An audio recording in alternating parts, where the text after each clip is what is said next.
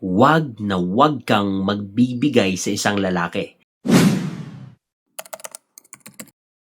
Giving too much to your man will destroy his attraction towards you. Because you need to understand, ang pagka-design ni God sa aming mga lalaki is that masculine at sa inyo namang mga babae is that feminine. In short, it is us who will give and it is you who will receive, multiply, and reproduce. Okay? Number 1, stop giving or buying things for him. Especially kapag hindi niya hinihingi. So wait lang, before ka na manervyos kasi alam ko na ginawa mo na ito. Yung nagbigay ka ng nagbigay sa kanya, kahit hindi naman niya hinihingi. Kumbaga libre na lang lahat. Mapapansin nyo most of the time hindi na ito pinapahalagahan or mapapansin nyo, hindi naman nag-iiba yung trato niya sa'yo or hindi naman nagle-level up yung kanyang pagmamahal sa'yo. And most of the time pa, naghahanap yan ng iba kapag palagi mong binibigay kung anumang mga bagay. Like for example, sapatos, cellphone, damit, or anuman yung palagi mong binibigay sa kanya na kahit hindi niya pinapahalagahan. Bakit very dangerous ito? Like I said, ang masculinity ng isang lalaki is that natitrigger lang ito kapag nagproproduce ka ng feminine energy. And kapag ikaw yung palaging nagbibigay sa kanya, it means ginagawa mo na yung part niya mismo. Why? Kasi ang isang lalaki, kami yung nagbibigay. So, kapag palagi kang nagbibigay sa kanya, inaalis mo lang yung pagiging lalaki niya. Nagiging unnecessary siya sa buhay mo. Why? Kasi hindi niya nagagawa kung ano yung pagka-design niya na dapat kaming mga lalaki or siya yung nagbibigay sa'yo. Not the other way around. Kasi kaming mga lalaki, the more na kami yung nagbibigay, it means nag-i-invest kami sa isang tao.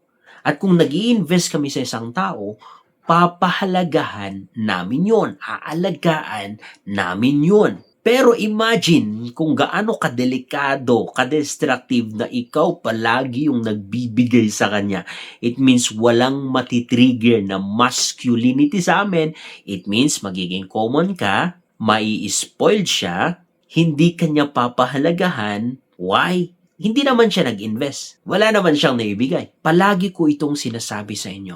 Your role or your feminine energy is that you are the one who's receiving it. And after you receive, you reproduce, you multiply, and then you give back to him. Ganun yun. So like for example, kapag siya nagbibigay ng pera sa'yo, like for example sa loob ng tahanan, kapag nagbigay siya ng pera sa'yo, of course, yung pera na yan, hindi mo yun ibabalik sa kanya. Kundi bibili ka ng food, magluluto ka, at saka mo ipapakain sa kanya. At saka siya makukontento, masisiyahan, and then gagawin niya ulit yun. Bakit? Meron siya ding nare-receive sa'yo na reward or meron siyang nare-receive na pleasure from you. So, ganun yon. Ganun kasimple yung sistema ng masculine at saka feminine. It is you who will receive and kapag na-receive mo, i-multiply mo ito, i-develop mo ito, and then yun, makikinabang yung isang lalaki, makakaramdam ng pleasure. The fact that nasiyahan ka sa binigay namin, sapat na yun para sa amin, para mas nagiging lalaki kami. Mas lagi kami, mas mag-e-effort pa kami. I hope na naintindihan nyo po ito mga kapatid. Pangalawa, stop leading a man. Let me give you an example. Bakit yung sasakyan, isa lang yung driver? Bakit hindi dalawa? Dahil kung dalawa yung driver seat, walang passenger seat, marahil mababangga yan. Kasi not all the time is that mag-go yung isip ng kapag dalawa yung driver. Okay? Or itry mo na kapag meron nagmamaneho tapos aagawan mo siya ng manubela, anong mangyayari sa'yo? May babangga, mamamatay pa kayo. Masisira yung sasakyan nyo. Ganon din sa relationship. Kapag tinatry mo na ikaw yung nagli-lead, itry mo na ikaw yung gumagawa ng mga masculinity ng isang lalaki. Ikaw yung nagproproduce ng masculine energy ng isang lalaki. Then magkakagulo yung relationship nyo. Kasi ganito, ang masculinity ng isang lalaki is that to lead. Ang feminine naman is that to follow. Hindi dahil sa mas superior siya or mas mataas siya at mas mababa ka, kundi ganito lang talaga yung pagka-design. That ang lalaki yung nagda-drive sa manobela ng sasakyan, ikaw yung nasa passenger seat, ikaw yung nag-e-enjoy, ikaw yung may time na manonood ng mga view, siya nakafocus siya sa direction ng relationship nyo. Once na i-try mo na agawin yun sa kanya, ikaw yung magle-lead, ikaw yung palaging masusunod, ikaw yung magpaplano para sa future niya, imbes na siya, it means ginagawa mo na yung part niya. Anong ibig sabihin nito para sa amin, sa subconscious namin at sa consciousness namin? Meron ka naman, so ikaw na yung gagawa. So hindi matitrigger yung energy namin para kami yung mag-provide, kami yung mag-protect, kami yung mag-alaga, kami yung magbigay ng pagmamahal sa inyo.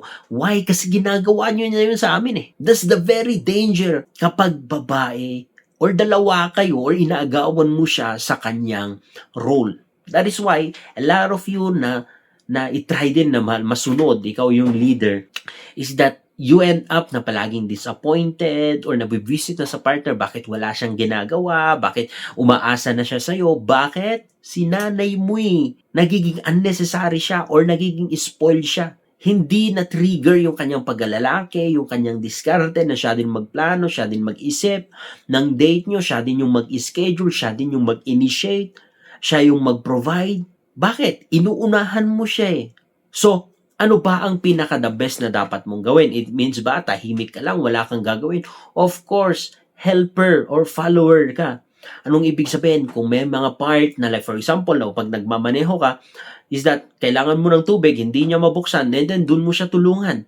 Ibigay mo kung anong hindi niya magawa habang nililid yung relationship nyo, habang nililid yung sasakyan. Ibigay mo, tulungan mo siya. Magbigay ka ng advice or ideas, pero wag mong hayaan na para ka maging nanay niya or coach niya na ikaw yung magtuturo sa kanya. Hindi dahil sabi ko nga na mas superior kaming mga lalaki at mas inferior kayo, pero like I said, yun yung nasa DNA namin. Yun yung nakadesign para sa amin. I hope na meron kayong naiintindihan. Pangatlo is that stop initiating and begin signaling. Because initiation, like I said kanina, is for us na mga lalaki. We initiate. So ano bang gawin mo? You give signal. It means you give intention, you give signs, signals na welcome siya sa pamagitan ng yung mga ngiti, ng yung smile, ng pagiging attractive mo. Hindi yung ikaw yung nag-initiate, ikaw yung naghahabol sa kanya. Wrong yun. Wag na wag mong gagawin yun sa isang lalaki. Wala kang nakita na petals or bulaklak na siya yung naghahanap ng mga bee at sinasabing bakit hindi kayo dumapo sa akin? Bakit hindi nyo ako ipollinate? Ang tanging gagawin niya lang ay i-attract yung bee sa pamagitan ng pagbukas ng kanyang mga petals ng bulaklak na yon, and then yung amoy nito, maamoy ng mga bee at yung bee na mismo yung mag-a-attract sa kanya. Like for example si Cleopatra, which is na-attract or patay na patay sa kanya ang dalawang lalaki that is most powerful sa panahon niya. Hindi naman niya palaging tinatawagan si Julius Caesar na kumusta ka? Bakit hindi mo na-receive ba yung text ko? Bakit hindi ka nag-text kagabi? Bakit hindi mo ako tinawagan? Bakit ganito? Bakit ganito? Hindi. Kundi, ang ginawa niya lang is that naging attractive siya. Binuksan niya lang yung petals and then yung mismong bee yung naghanap sa kanya, naghabol sa kanya. Kailangan mong maintindihan to kasi ito yung sistema naming mga lalaki. Ito talaga yung nag-trigger sa amin para mas pahalagahan namin yung isang babae.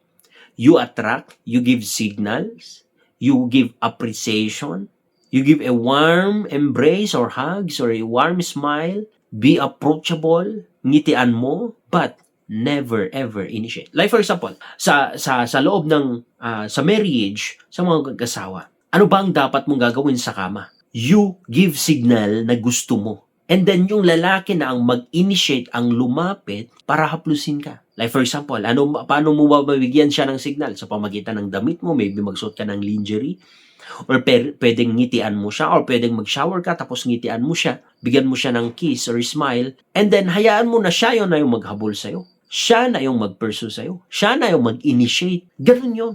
You attract, you give signal, you open it, you open your heart and your life, and then allow him to come. Ganun lang naman kasimple. Number 4 is that stop putting him on pedestal like he is a king. Yes, don't get me wrong. He is a king, but not because you treat him like a king, but because he acts or he responds like a king. He protects like a king. He provides like a king. He thinks like a king. He loves like a king. Hindi dahil sa ilagay mo siya sa pedestal.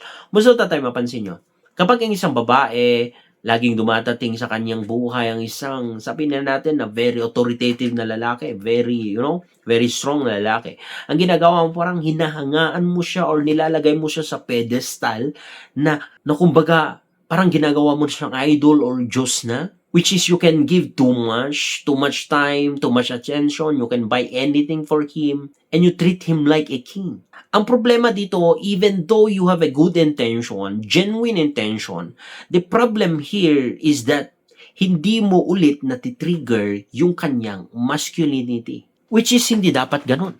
Allow your man to respect you and love you like a queen. And ang isang queen, nagiging queen yan, hindi dahil sa naghahabol yan, hindi dahil siya yung palaging nagbibigay. Ang isang queen, nagiging queen yan dahil sa kanyang possession, sa kung anong meron siya, kung gaano siya ka-attracted. Kapatid, stop putting him on pedestal because most of the time, you get disappointed and sadly, palagi na niyang pinagpapalunuhan kung paano maka-exit sa relationship nyo. Kasi hindi pa pahalaga ng isang lalaki yung mas mababa sa kanya at hindi niya tinitingala, hindi niya hinahabol, hindi niya hinahunt. Hindi niya yan papahalagaan. Lagi niyong tatandaan yan. Once again, you attract, you give signal, but never pursue. Number 5, last but not the least, is that stop loving him into loving you. Instead, respect him. Ika nga sa Ephesians chapter 5 verse 33, kung hindi ako nagkakamali, sabi, wives should respect your husband and husband should love your wives. God Himself gave us the system, the principle, which is, kung kayong mga babae is that you want to be loved, you want na binibigyan ng isang lalaki ang sobra-sobra sa inyo kahit hindi nyo hinihingi, is that nagbibigay kami. Why? Para nagkakaroon kasi kayo ng validation at assurance na mahal kayo ng isang lalaki, which is good. Pero hindi ganun yung hinahanap naming mga lalaki. Hindi ganun. That is why papansin mo, the more ka na nagbibigay sa kanya, the more na binibigyan mo siya ng attention, ng time, is that bakit pa rin tapos nagpo-pull away pa rin siya? Bakit nangyayari yun? Because we are not looking for someone to love us. We are looking for someone to respect us. Respect our decision, respect our judgment, respect our leading, respect our being a man. Hindi ko alam kung tama yung English ko. Pero I hope na maintindihan nyo or nagigets yung point ko. So instead na maging coach ka or maging nanay ka sa kanya, then maging cheerleader ka, i-cheer up mo siya. I-cheer mo siya pag nadi-disappoint na siya. Kapag bumabagsak siya, then i-cheer up mo. Tulungan mo siya para umangat. Or instead na maging guru mo siya, turuan mo siya ng turuan, then maging classmate mo siya. Ka-discuss ganun. Samahan siya ganun. Tulungan siya ganun. In that way, nararamdaman namin yung respeto mula sa inyo. And anong mangyayari? The more we receive respect from you, we provide also love. We give also love. We give much more effort, much time. We give more for you. Ganun lang naman. Ganun lang naman yung sekreto. So mga kapatid, I hope na meron kang natututunan sa video na ito. And I hope na pakishare nyo naman, paki-like naman itong video na to at pa-subscribe na din, pa-follow na din. Maraming salamat. So, until next time, makikita ulit tayo. God bless.